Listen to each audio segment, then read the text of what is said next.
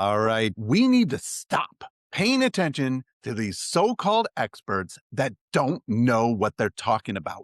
I'm about to react to this video, and this video is from someone who has thousands and thousands of followers, but is giving you the wrong information. Now, you should be following us because you can learn from Rachel, a true expert in the test prep industry. But let's listen to this, and I'll tell you why she's wrong. And guess what? You can Google and make sure I'm telling you the truth. Same exact letter for every single question. So go D, D, D, D, D, because We statistically, call this at letter of the least one day. of those Whenever you're answers is guessing, it's going a to good be D. strategy. So you'll pick up But she's points. about to. Here's the thing. This is the caveat. This adaptive test is really smart and it can tell when you're randomly guessing. So I ran trials when they released the new digital SAT.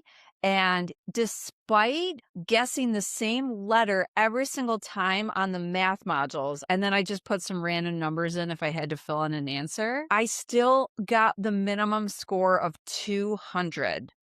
Okay. I'm going to give you a real quick on this and pause it. But because the strategy of picking the letter of the day is a good strategy, but each answer choice comes up equally across the entire test, not per section. So just because she letter of the day all the way down, or what she calls Christmas tree, it doesn't work that way. It's not going to necessarily come up an equal number of times in that module.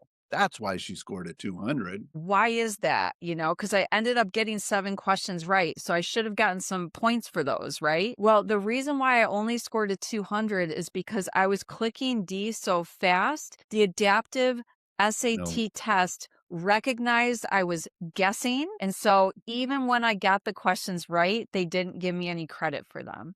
So if you're going to use this guessing strategy that I call Christmas treeing, what you want to make sure to do is do like a 10 count between each answer selection. So go D, 1, 2, 3, 4, 5, count to 10, then pick D, count to 10, Oof. because you want to make sure that you can outsmart the system so they won't think you're randomly You guessing. So if outsmart the any of them system. end up being All right. Here's why this is not true. One, the digital SAT is adaptive from module to module, not question to question. You can Google it. So, depending on how well you do on verbal module one or verbal or math module one, will determine if you go into a easy or hard second module.